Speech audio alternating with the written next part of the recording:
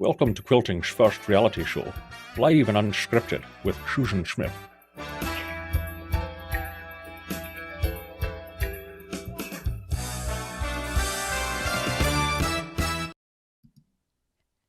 So fun. That, by the way, in case you have missed it before, is my son, Will. He loves to imitate voices, and I get such a kick out of it, and it's fun to have different intros for my show. So I am Susan Smith. Welcome to my studio, Stitched by Susan. Today is a bonus live and unscripted episode. These episodes are usually first and third Friday of each month.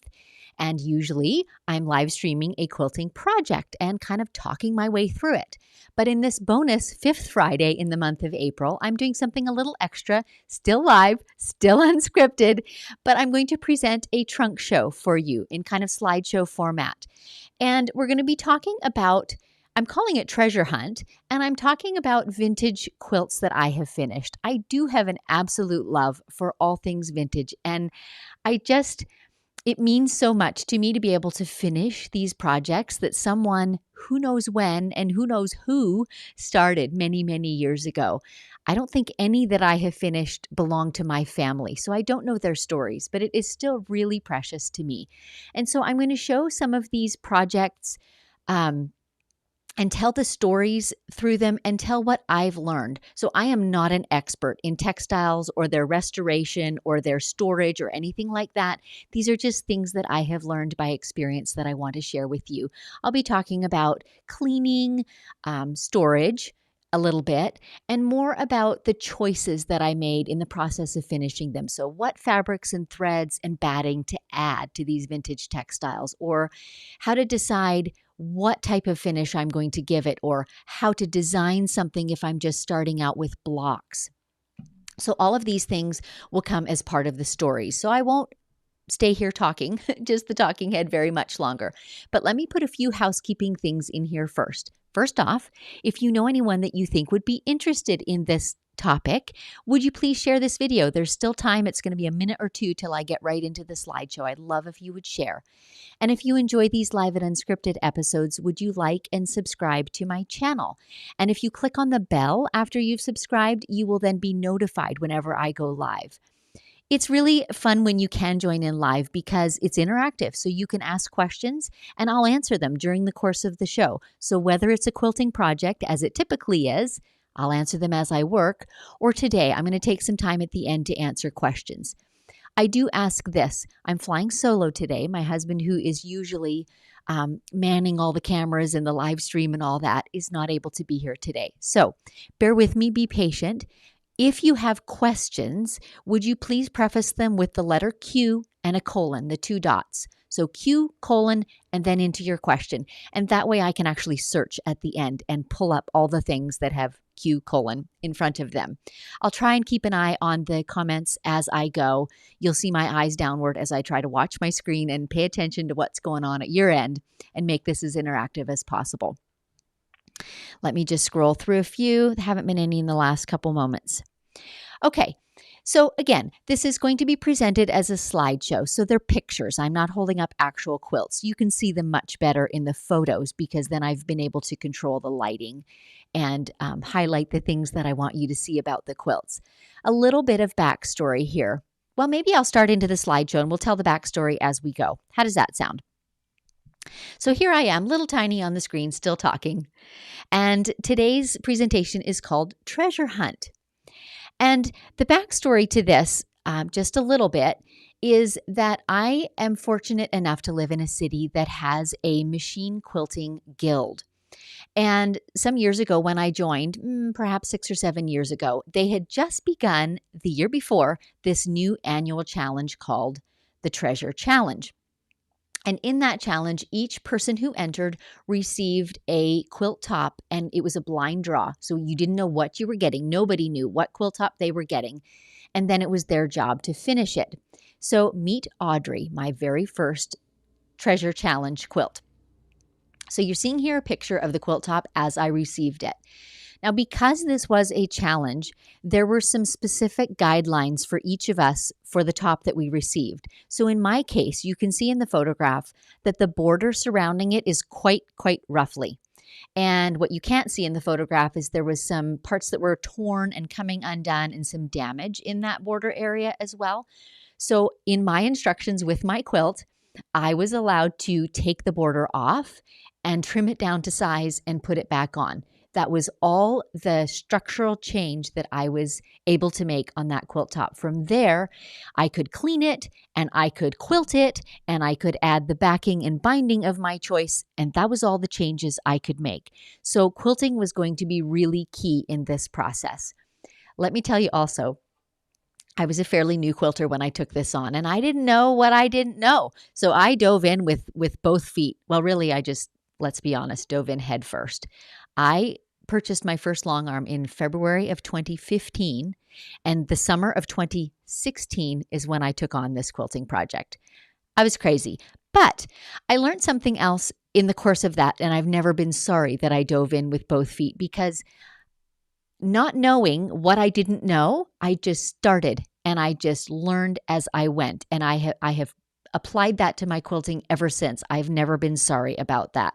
So let's have a look at some of the Audrey challenges. You can see here that there's the fairly typical old quilt, dull looking muslin, kind of creamy, almost to brown, plus a few stains like the one that you're seeing here. Here's some of the border damage where the fabric was just pulled apart. The seam allowances were so tiny and they had actually come apart in a few places. Here's another example of where it's torn and where there is a stain. And here it is in progress. So a couple things about this picture. You can see I've taken the border off on the left-hand side. There is no longer a border on it, and it does go back on in the next photo. And you can see in this picture how the what's so typical of hand-sewn quilts, this one was entirely pieced by hand. Hand-sewn double wedding rings so commonly have that kind of four-patch block in the center where all the circles overlap is often tight, and the muslin areas between the circles are often loose, and that was certainly true of my quilt. So I knew right from the get-go, quilting was going to be key, and my problem solution for that was going to be to quilt it to death to take up all that excess. Here is one of the corners on the quilt that I was working on, and the border was pieced by machine. Whoever made this quilt either A, didn't know how to make borders very well, like look at all the seams and bits and pieces that are in there, or, and this is very possible, she only had a limited amount of fabric and she was eking out that border out of little bits and bobs and scraps. And I think that's very possible. So this is the one corner that I have totally undone, and I undid, I think, some more after this and then cobbled it back together. And are you ready for the finished shot of that corner? So just to make sure I'm telling the truth, do you see the red piece in the kind of upper left of the picture? Here's the same corner. Ta-da! So that was Audrey after the spa treatment, let's say. And I should add, too, I don't think I have any photographs in this slideshow. Part of our treasure challenge rubric, if you will, is everyone has to produce a storyboard to go with their project. So some of these pictures beforehand, I had little tiny scraps of fabric that I trimmed out of that border, so they found a place on my storyboard. And then photos as you're going through it and what you did to fix it. And I called it the glamour shot. You know, when Audrey was finished, this quilt's name is Audrey. When Audrey was finished, I did the glamour shot of it all done. Here's the glamour shot of the quilting and then of the whole quilt. So a couple points about that. And this is, I learned so much doing this quilt. As I said earlier, I have no regrets about diving in with both feet and just figuring it out as I went. One of the huge things was the border, obviously, which I could solve with taking apart, repiecing, and so forth. The other big elephant in the room was that the quilt was so dirty and so dingy and had so many stains. So I went hunting. I can't remember if a friend told me or if I just Googled it, but I found this product called Retro Soak. You might want to note this one. And there's a sister product called Retro Wash, but I use the soak, and it's just a powder that you mix with water. I did it in a 5-gallon bucket, and I soaked the whole thing for something like 36 hours, and then pulled it out of that soak and laid it flat to dry. And it was absolutely remarkable, the transformation. I cannot speak highly enough of that product, and I've used it ever since with all my vintage projects that I've worked on. It's gentle. It's intended for vintage textiles. So there's, it's phosphate free and all the chemically type things or the rough things that might be hard on gentle textiles. So it also was, it took away all the brown, dingy muslin, faded color that you get in old quilts. And what I did not expect is it brightened all the prints significantly. And it's really hard to capture in photographs, but let me just assure you, there was such a remarkable difference in that. I cannot speak highly enough truly of that product. So good. Some of these questions I'm going to answer as I go because they relate to particular quilts, okay? So Beverly is asking, how long did it take you to renovate the quilt? I don't remember the exact time, Beverly. I know I worked on it throughout one summer, but I was also quilting for hire at that point. So I'm going to say I spent a week or so doing the repiecing of the border and the cleaning of it. And when I actually got to quilting, I did it in about 10 days' time. And I worked on it fairly hard. It took me a long time because so many of these quilting techniques, the custom techniques, were new to me, and I was slow. I was slow at ruler work. I probably did a certain amount of undoing. I'm not sure, but it took a while. Something else that I want to point out was you can see in the white areas inside the circles that have the four-cornered shape, that little spray of kind of feathers in there, I did them different in each block. Partly so that I didn't have to try and make two things alike, right? Which made my quilting a whole lot easier.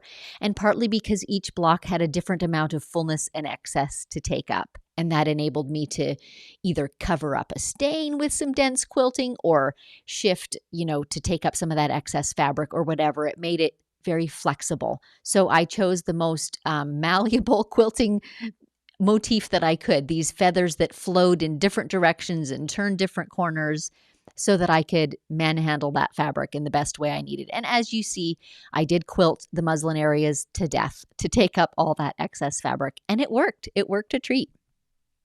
And by the way, Audrey did not win first place. She only won second, ribbon-wise, at our show. Okay, moving on. Let's meet Kelly. So Kelly was also part of our Guild's Treasure Challenge. It was the following year after Audrey.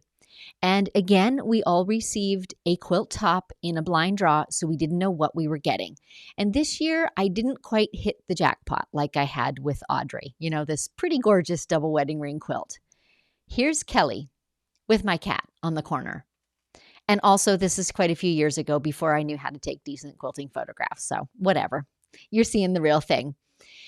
Kelly had a couple of challenges. One of them was the fabric, I'm guessing, was some kind of sacking, but it didn't feel like flour sacks from the 30s. It felt like, and still feels like to this day, painter's drop cloths.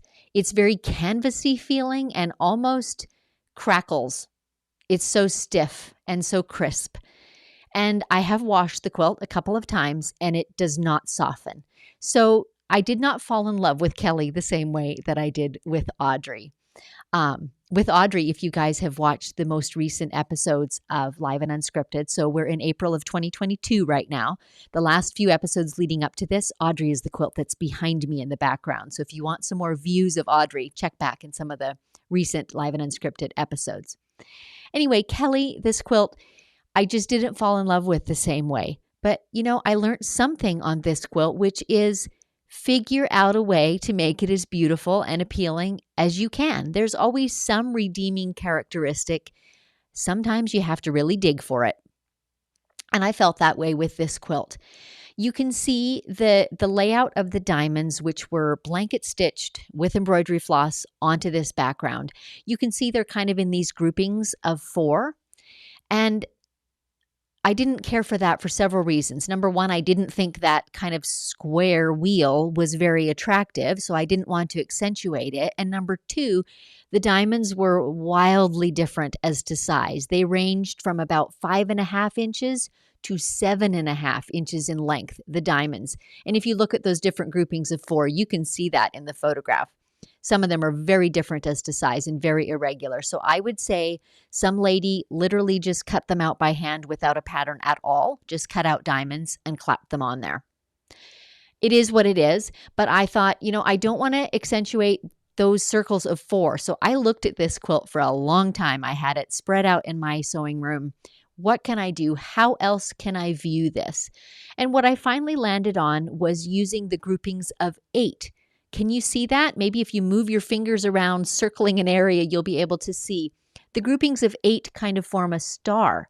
So that was what I tried to do, was to emphasize that different grouping to draw the eye somewhere else other than those wheels of 4 that I thought were so unattractive.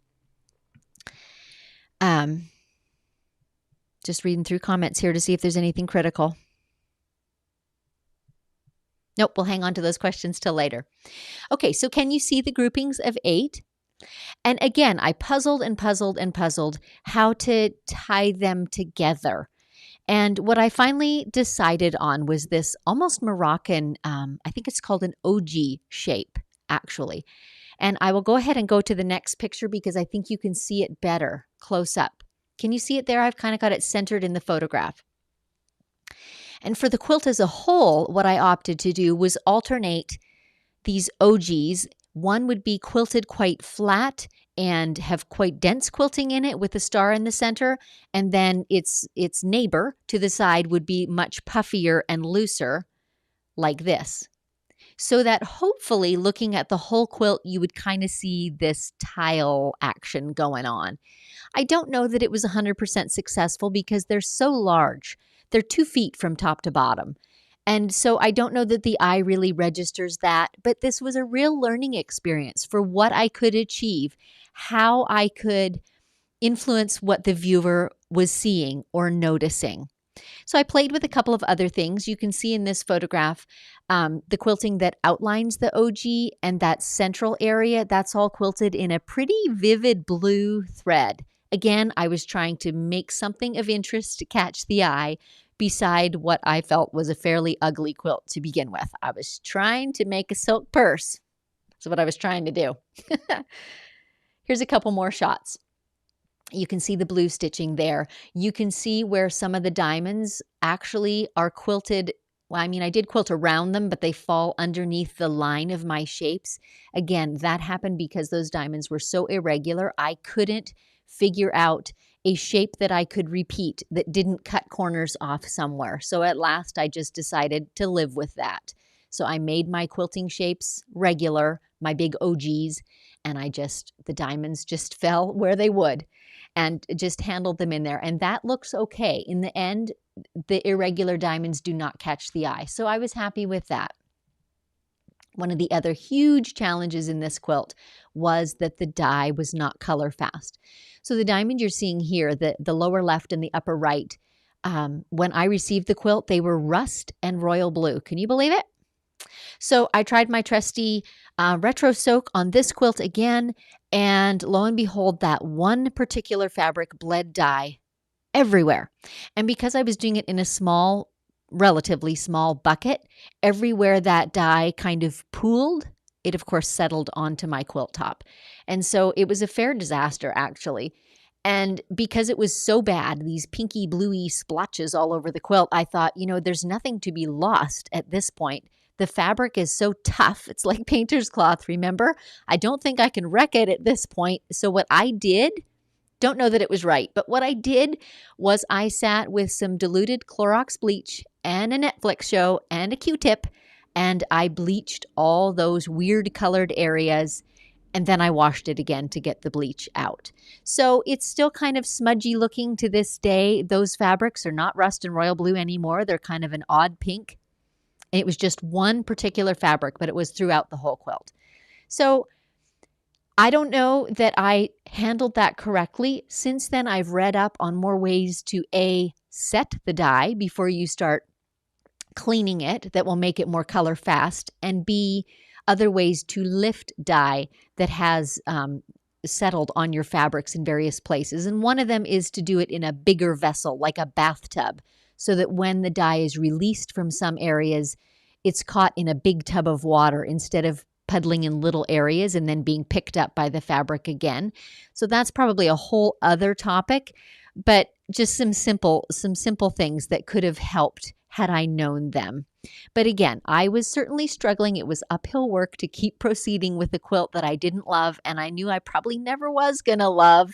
I was just trying to do the best possible thing to honor the challenge that we were in. And Kelly, kind of not surprisingly, won no ribbons. But she has been to a couple quilt shows, and she's a great topic of conversation. And I learned things, so all is not lost, right? One more photo of Kelly showing the dark print that I put on the back of it. And again, my camera skills were not great. It's navy and kind of peachy colors in the flower, which doesn't altogether show up. But overall, I think I got the best possible result from Kelly. Alrighty, next year, moving on, let's meet Radiant. So this is the same treasure challenge in my guild still, but this time we were running low on complete and kind of intact tops for people to work with. So this particular year, we had cutter quilts. So each person received a portion of a quilt top, and they could deconstruct it in any way they wanted, add fabric, make their own design, and present a finished product. So here is Radiant, and this is a smaller quilt. It's a wall hanging size. Can I tell you the measurements off the top of my head? About 40 by 50 to give you the scale. So the portion of quilt I received, it was about a quarter of a quilt top, perhaps 3 feet by 3. And it was tumbling blocks, and it was in very, very poor condition. There wasn't a single tumbling block that was fully intact. The fabric was so thin, so frayed in many cases, so faded in many cases. But what was really interesting in this challenge is that there were 3 of us that received tumbling block chunks. And so it was really, really interesting when we got to the final quilt show.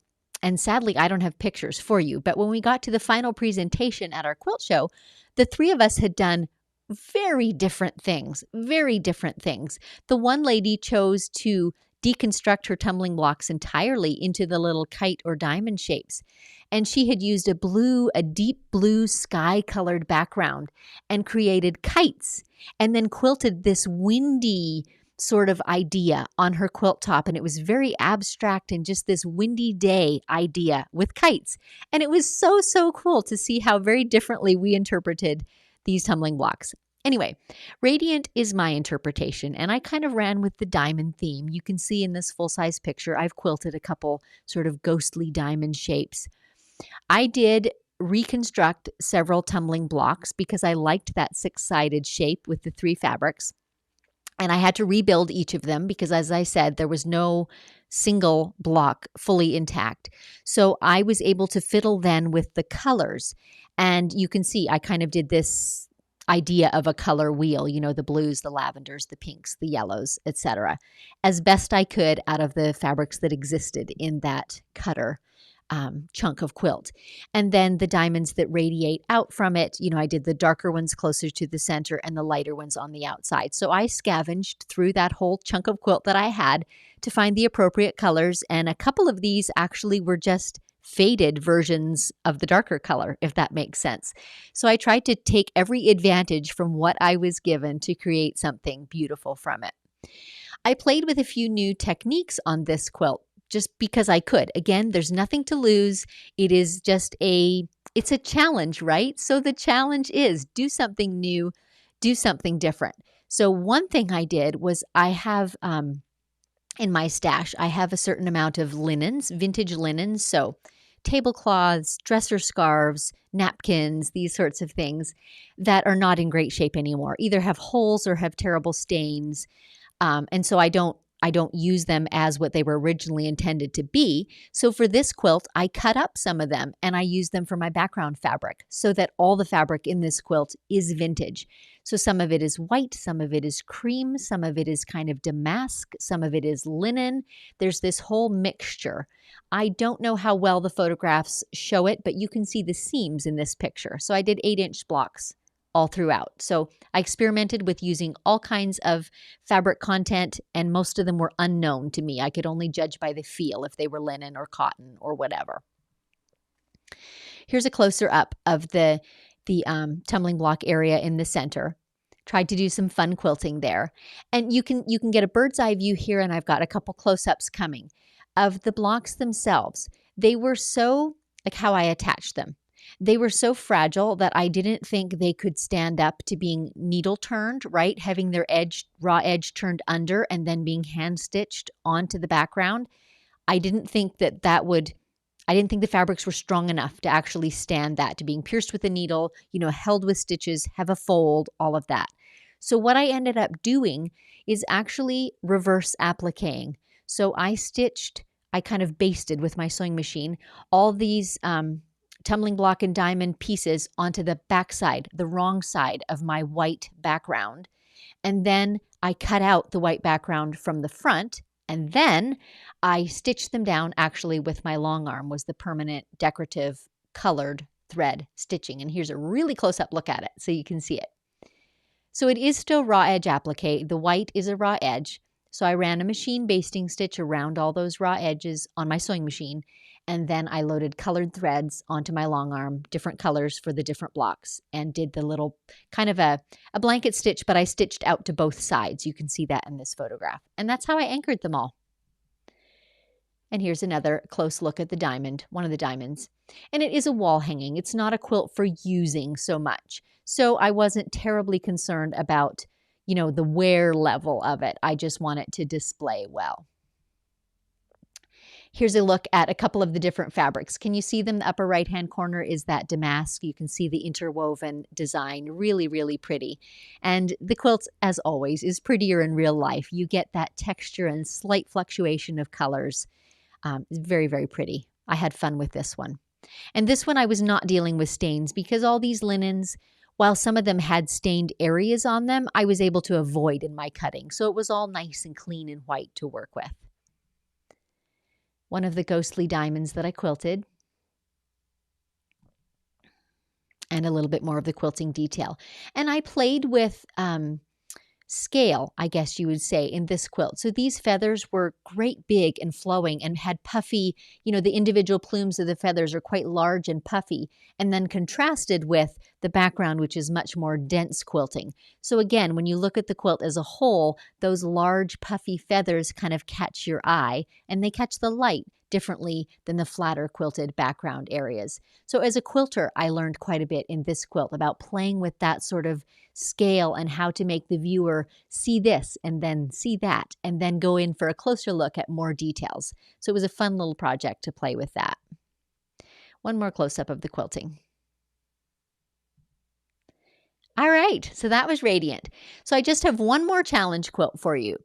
And this one is very near to my heart because this proved to be kind of a pivoting point for me as a quilter and also for my business, which is now, I still quilt for people, but I teach quilting.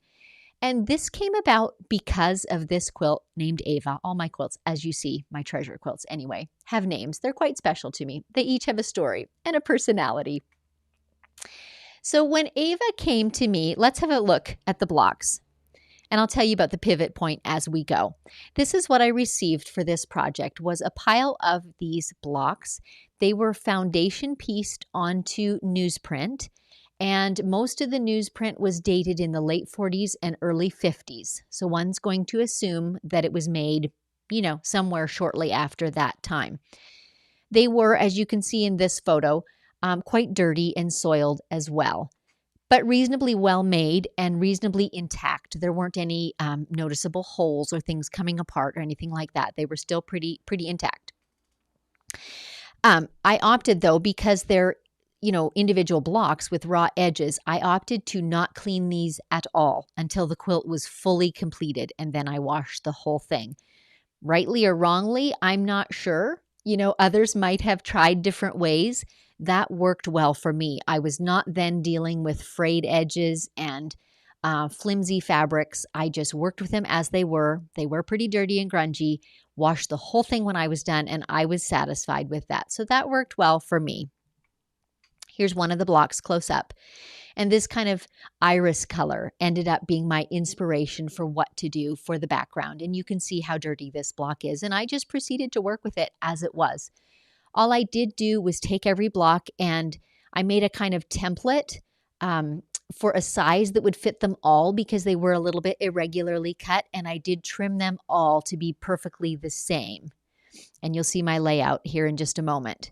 Here's the back of one of them, the newsprint that it was printed on. Notice that you can get a suit, a full men's suit for $6.95 and up. Yay! So here's the layout. Black cat in the picture again because he's just so bossy in my sewing room. You can see why I wanted to have my shapes really, really sharp and crisp and regular and alike. I laid them out with this kind of space between each one, and I wanted that to be very crisp and very regular and the same throughout. This is all the blocks that I had, and so I chose from early on. I knew that I wanted to do something that had a lot of negative space, right? A lot of area that did not have piecing, and I was going to really play up the quilting in this project. So to give you an idea of time frame, in our guild, we receive our blocks or quilt top or whatever the raw material is, usually in January, and then we have to have our quilt ready for the show in September. So there's a long period of time to think about it, to plan, to design, to mull over what you're going to do, right? So I knew fairly early on that I wanted to do this kind of contemporary layout that was very graphic. You know, just this angled line appealed to me. It's kind of non-traditional. It's kind of unexpected. It shows off those fabrics, and I did not want to add any other prints into the mix. I just chose this single iris-colored background that seemed kind of 50s to me. And I mentioned earlier that this quilt was such a pivot point for me just in my quilting career. I knew early on I had this vision in my mind of the quilting I wanted to do. I wanted to carry on this diagonal theme, and I wanted intricate, beautiful quilting. And on the heels of that, I also knew I did not have the quilting skills necessary for the kind of quilting that I wanted to do.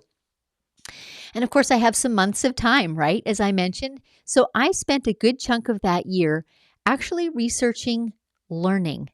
So how people learn, not quilting particularly, but motor skills. So could be golfers, could be musicians, people that did repetitive motions and how they refined and made really precise those skills. How does that happen? How does the brain do that? Can one accelerate that process? Turns out you can. So I spent those months, I did a number of projects that were geared toward learning these precise controlled skills that I wanted in order to achieve this quilt later in the fall. And that turned into, over time, the bones of an idea for presenting a quilting course that could teach others these same methods of practicing and of focus that really help your skills to develop. So I'm not going to go into that at length, but that has become what I now offer as a freehand quilting masterclass that really helps quilters to get from point A in their skill to point B and C, and the sky's the limit. So that has turned out to be something that I love to teach and love to present, and this is the quilt where it all started. So here's Ava after she is finished and quilted and washed.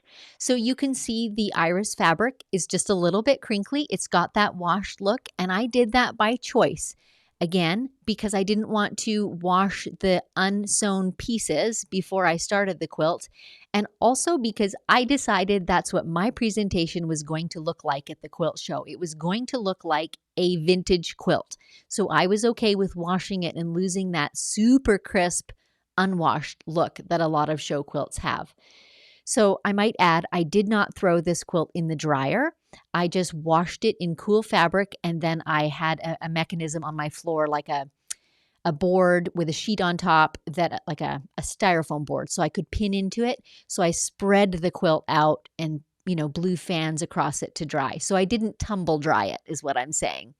So that was one of the things I learned too, is that it's quite possible to wash a completed quilt to get out all the markers and all the stuff, and then spread it out smoothly to dry, and you get very little shrinkage. You get a bit of softening, you get a bit of the crinkling that you're seeing in the iris-colored fabric, but you don't get shrinkage.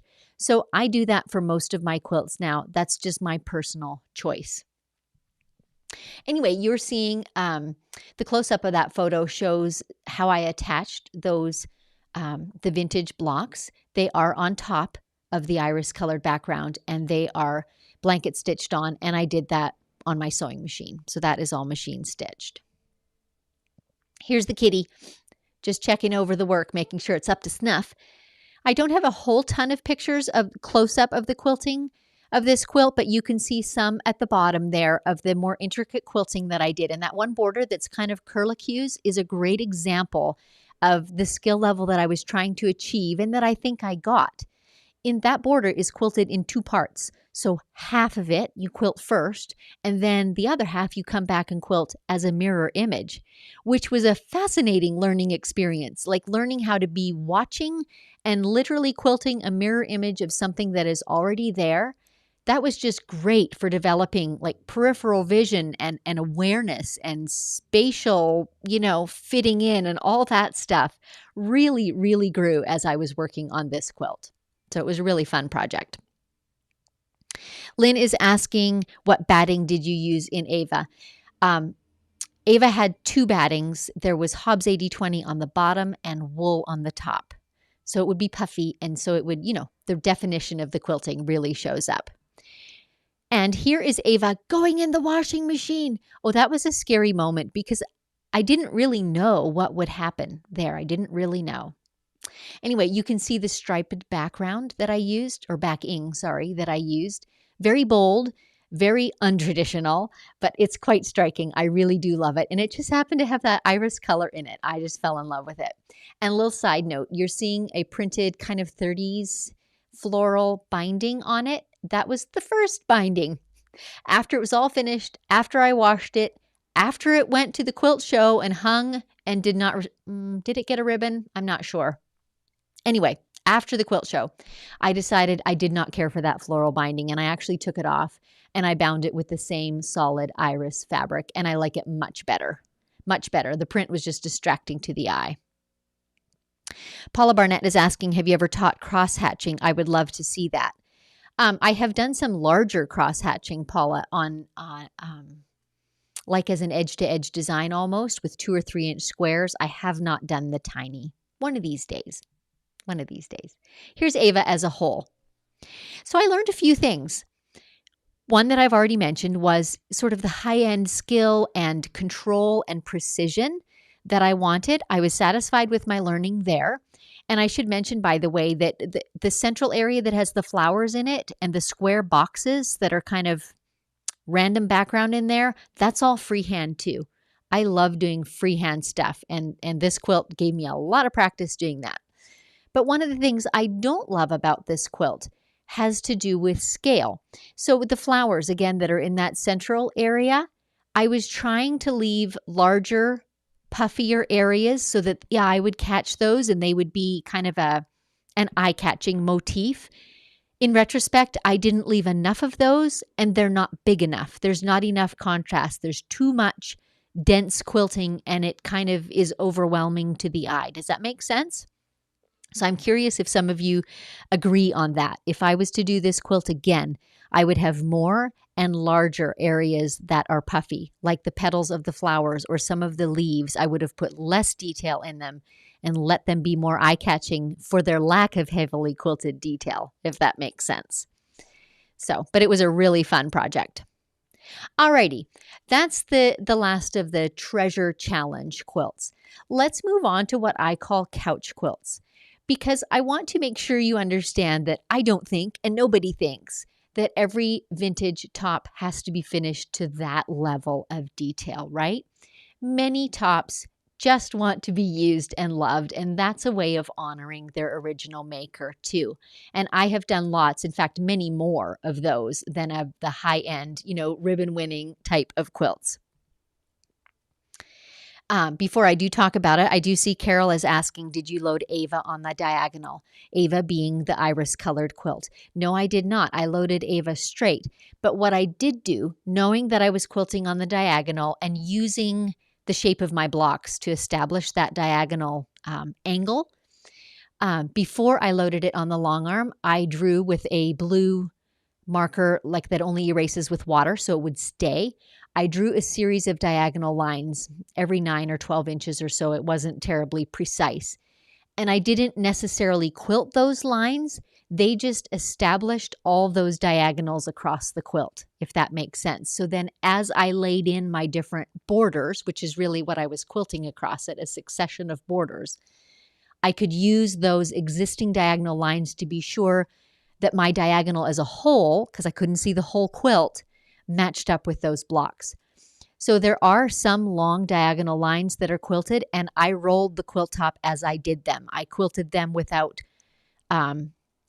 stopping and breaking thread. I had to stop, roll the machine, and continue, and that was tricky. And it's not 100% perfect, but that is what I did. What color thread did you use on Ava?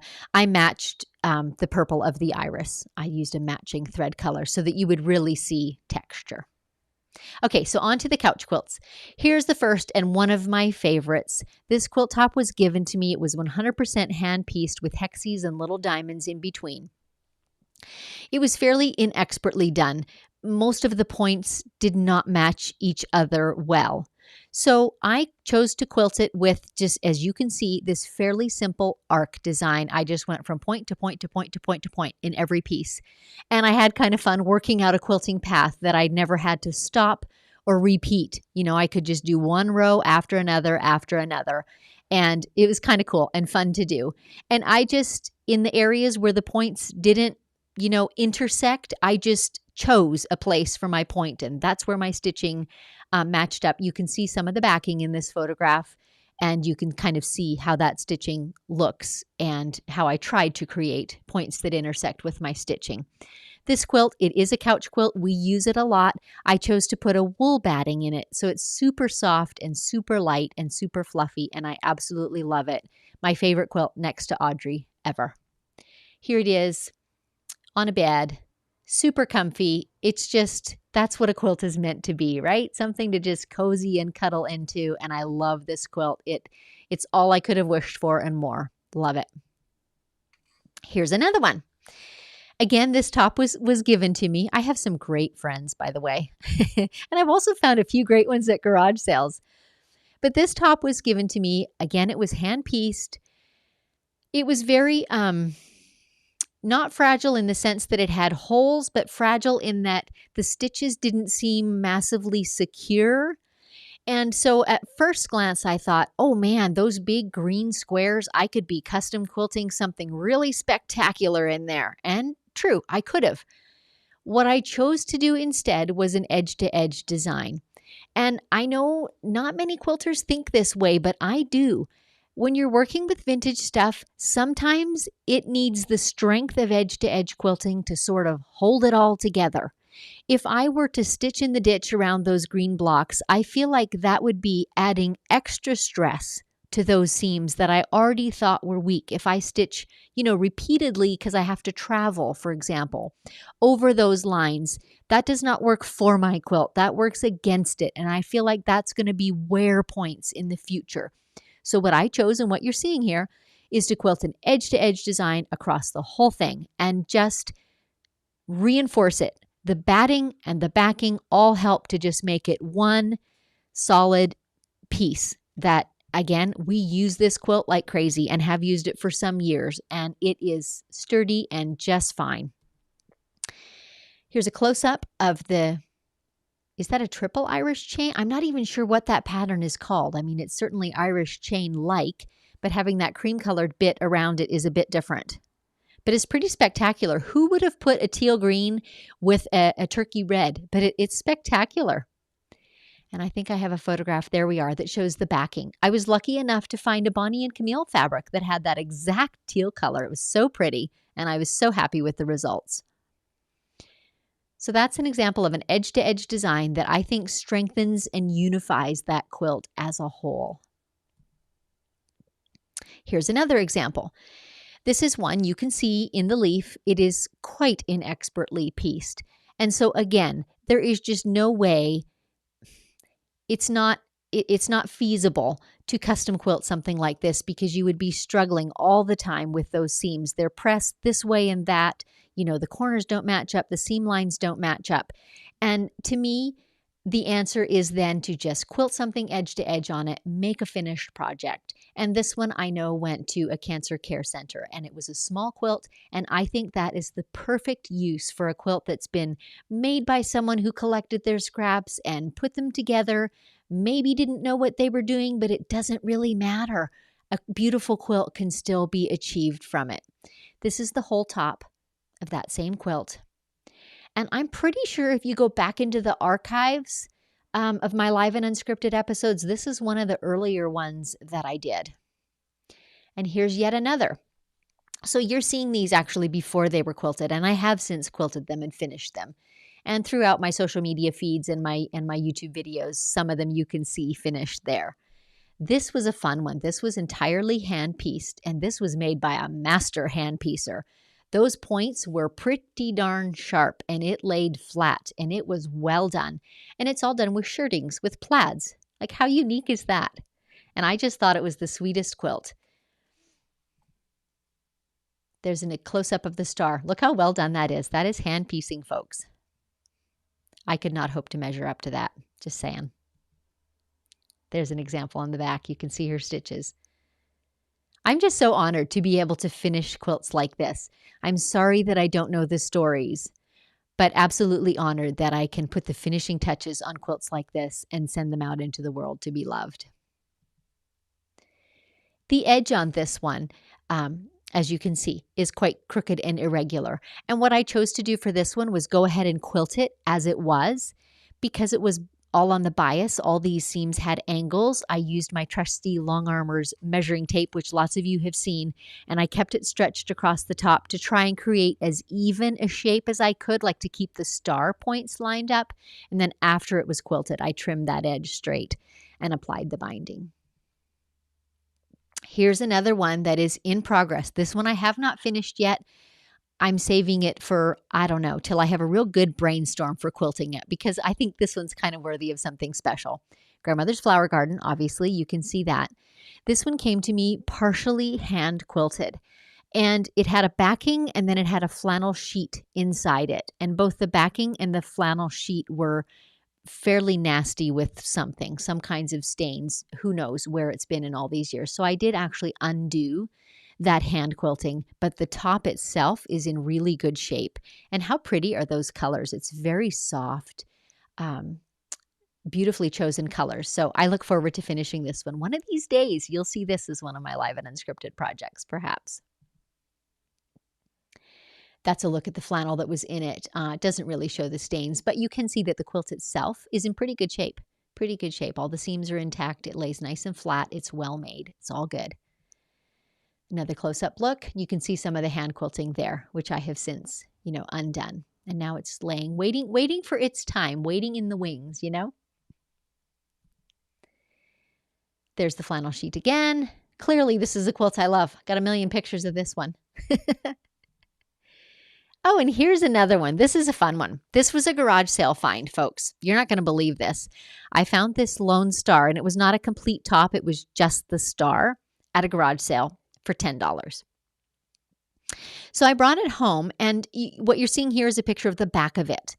And whoever sewed it, again, obviously not an experienced quilt maker, and obviously was having trouble getting things to line up, and so stitched and stitched again, and sometimes stitched a third time without undoing the first and the second. So there was a lot of rows of stitching.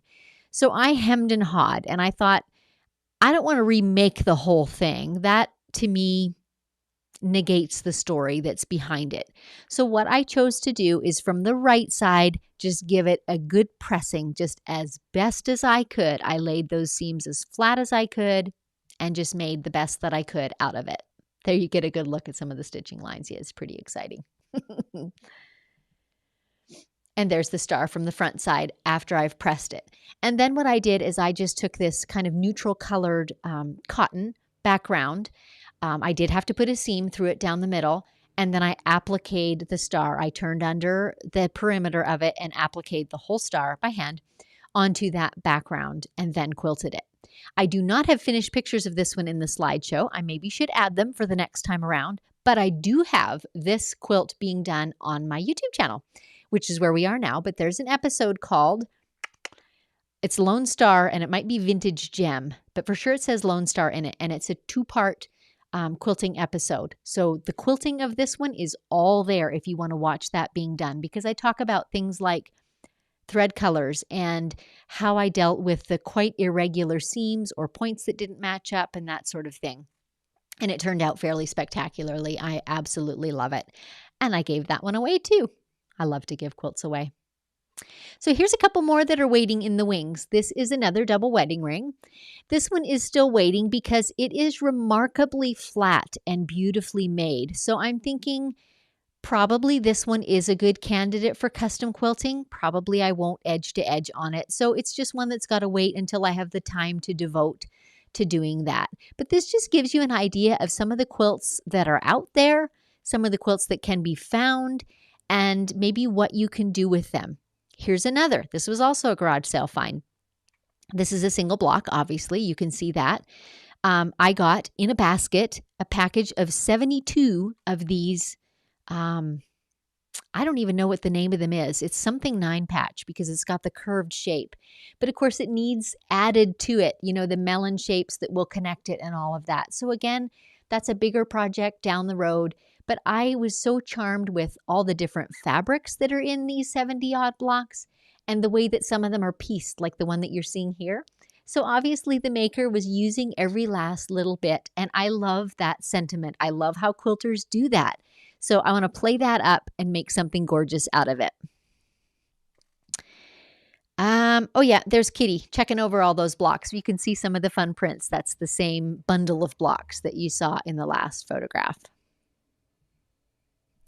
And that's the end of my presentation. I hope that has given you just a ton of ideas and thoughts about what you can do with whether you have a stack of 70 blocks, whether you have just a few blocks and you want to frame them and showcase them in some way, or whether you have a whole quilt that you can finish.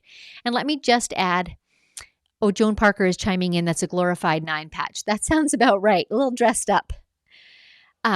Let me just add before I go into the questions, I said that I would talk about the care of quilts. Again, I am not an expert. I am not trained in this field. This is just what I do. My mom was a quilt maker, as was her mother, and so forth. And their sentiment about quilts was they're not like a blanket. You don't wash them every week or even every month. I couldn't say for sure how often my mom washed our quilts. She's not living anymore, so I can't ask her. But it was not very often. I do remember airing them out on the wash line, like in the spring, to freshen them up. So if our quilts got washed once a year, that was probably about it. So think about that in the care of your quilts. They're not really intended to be tumbled and agitated as blankets might be, woven blankets. So see if you can wash them less frequently. That really saves on the wear. And freshening them actually really works well. Tossing them over a porch railing, or the back of your picnic table chairs or something for a couple hours can really freshen them and help them to smell fresh and clean. And then only wash when you need to. And when you do wash, I do not recommend laundry detergent. It's got all kinds of nasties in it that stay in your fabric because they're chemicals, or maybe have roughage in them, fibers that are meant to clean your dirty socks but are not a great thing for your quilts. So one option is a type of retro wash or textile washes that you can buy. Another option that I use is there's a brand called Orvis, which is a lot of quilting shops sell it now, but I first found it in feed shops, like for animals. So it's safe for animals. There's very few additives. It's very gentle, and it works super well for quilts. And if you do buy it at a livestock or feed shop, it's very inexpensive, which is just an added bonus. So that's how I care for my quilts. So let me now scroll back through questions. Let's see if I can do this without Dave here. Okay, we answered what batting do you use in Ava. Wow, not many of you typed Q in front. I'm only pulling up 2 things. And I've answered those already. Now I'm trying to get back to all comments. Let's see here. Mickey is asking, did you use Retro Clean? I cannot find Retro Soak. I definitely used Retro Soak, Mickey, but I've had the same bag for a very, very long time. So I don't know if that product has been retired. So, but now that you ask that, I'll go look that up because I'll present differently in the future if that is no longer available. But I think Retro Clean, it's by the same people. So I suspect that it would be a good product. I don't know if it's intended to do the same type of stain removal or not, but it would sure be a good one for washing your quilts. Lynn, in what order did you stitch the white fabric with the excess fabric? Ruler work last. So I assume, Lynn, that you're asking about the first quilt, Audrey. What order did I stitch in? Boy, that's quite a long time ago. For sure, I know that I outlined things first so that, when I was working on a long arm, so that when I had my quilting area spread out in front of me, I was kind of dividing and conquering. So I don't remember specifically what I did on Audrey, but I know what I do now, and I probably learned it doing Audrey, is I spread out with my hands those areas and I try and evenly distribute them, and I often will put pins here and there to hold them in place. And then I've got the whole width of my quilt, so I'll start in the middle and outline or stitch in the ditch, one item. And then my half that are on each side, I'll go in the middle of that and anchor something. And then just fill in the rest of my row. Just kind of that divide and conquer method works, and that, keeping dividing it up in halves instead of starting on one side and pushing it, working straight through to the other side can kind of push fabric. Does that all make sense? That's how I usually approach that type of dealing with excess fabric. Referring to the Audrey quilt. Got it. What batting did you use in Ava? We covered that. And in most of my ones that I want to go to shows, that I want to kind of show off the quilting, I will put the Hobbs 80/20 on the bottom and a puffier wool on top. That really shows off the quilting, that fluffy one on the top. And I answered what color thread I use on Ava. Okay, Carol is asking, do you use sizing starch when pressing? Sometimes yes. I don't recall that I have used it on vintage quilts. I'm kind of unsure about how that will affect the quilt. Certainly you could. Certainly that helps to keep things a little more crisp, helps to get any stubborn wrinkles out. So certainly you could. And that's all the questions that I am seeing. So if there are any more, feel free to chime in. I'm just scrolling back to make sure I haven't missed anything. Looks pretty good. Well, I do thank you all for joining me. This has just been fun to chat about some of my favorite and treasured quilts. So again, if you enjoyed this, would you like and share? Subscribe to my channel. That is always appreciated. And again, these live and unscripted episodes usually are the first and third Friday of every month. In them, I'm not generally talking like this. Usually it is an actual project loaded on my long arm, and I just work through that project, talking through it as I go. So it can be decisions, thread choices, how to load, and then it can be challenges, which sometimes exist. A lot of the quilts that I do in these live and unscripted episodes belong to clients. And so I try to feature the ones that have a point of interest that I think would be helpful to other quilters. So it might be wavy borders, or it might be light and dark colors in the same quilt and how to choose thread, those sorts of things. And I just talk through my process as I do it. So I invite you to tune in. They're always at 9 a.m. Pacific Daylight Savings Time, and the first and third Friday of every month. So a couple other things before I go.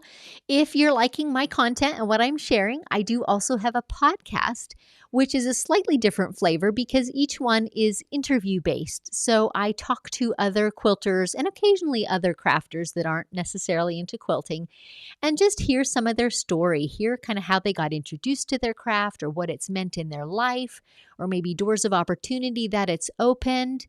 I know last week, again, we're in April of 2022, but last week, the one I released was a lady in southern British Columbia that has a therapeutic practice on her farm. And so she talked at length about how she brings in all the points of connection from the farm to help people, to reach people, to connect with them. So whether it's the animals or the cabin where she does her consultations or her toy herd or whatever it may be. And it's just really encouraging to hear people's stories and to hear how crafting and creating means so much to so many people. So that's what the podcast is all about. It's called Measure Twice, Cut Once, and it can be found at podcast.stitchedbysusan.com, or you can search for it by name anywhere that you listen to podcasts. What else? The live and unscripted first and third Friday of the month I've talked about. And obviously, on this YouTube channel, I now have some shorts as well, which have kind of bite-sized tips, things like how to pull a dark thread from under a light quilt top, that sort of stuff. So check out my channel for those sorts of things as well. And I hope that you find something really useful. It is my joy to share what I have learned with other quilters, and I sure appreciate you joining in. One last thing, obviously YouTube channels are free, but if you're interested in supporting and helping us to keep bettering our cameras and our cables and so forth, you can always go to buymeacoffee.com/stitched by Susan. And there, for as little as $5, the price of one coffee, you are able to support this channel. We really, really